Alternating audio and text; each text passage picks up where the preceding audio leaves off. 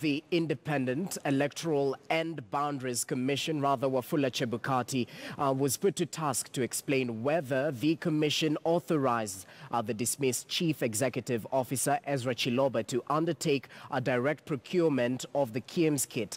Now, Chebukati had told members that Chiloba brought to the attention of commissioners on the need for direct procurement, and commissioners resolved the purchase should proceed in accordance with the law.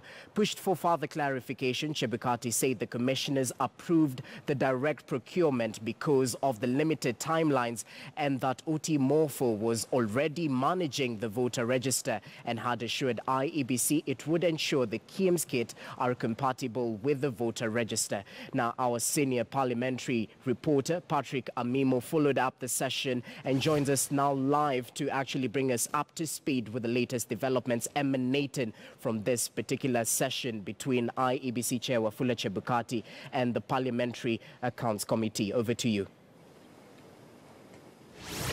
Thank you, Jesse. The matter of the Kenya Integrated Electronic Management System, KIEMS, is still seized by the National Assembly's Public Accounts Committee, where Kenyans spent 7 billion shillings to purchase this particular kit. Members are keen to know how these particular contracts were entered into. Remember, some of these kits also, after they bought 45,000 now of those gadgets, and almost 11,000 failed to transmit results, and members are very curious to know whether Kenyans go to value for money. And yesterday we saw the acting chief executive officer, Hussein Marjan, say that this idea to purchase the kits through direct procurement was done by the then dismissed CEO Ezra Chiloba. And it's a matter that the chairperson, Wafula Chebukati, was put to task to explain whether Chiloba did this thing out of his own volition or he had authorization from the commissioners. Chiloba said that, Chebukati said that the plenary sat and they gave it a go-ahead, but then it was to follow the law.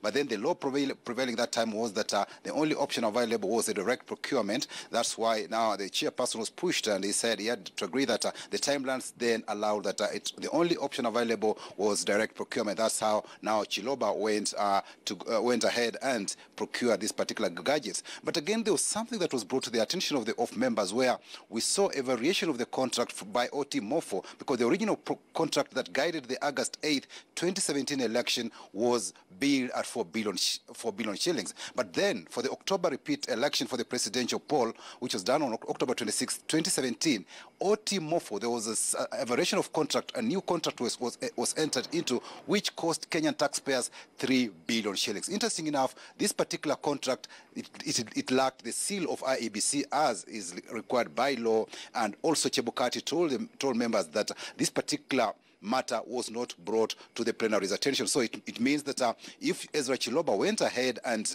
entered this contract for the repeat election for the presidential poll and incurred, which cost Kenyan taxpayers almost 3 billion shillings, and bringing the total cost for those elections that were held in the country in 2017 to 7 billion shillings, then Chiloba will have some explanations to do when he appears before this committee, because according to the chairperson, the plenary of the commission did not approve of this second contract. It was not aware of it, which cost Kenyans 3 billion shillings. And as I indicated, there was no seal from IEBC as the original contract, which guided the August 8th election, which cost us 4 billion shillings, which had IEBC seal. So again, we see the second contract was signed by an individual for a company in Kenya. So it appears it was surrendered. This particular contract that varied.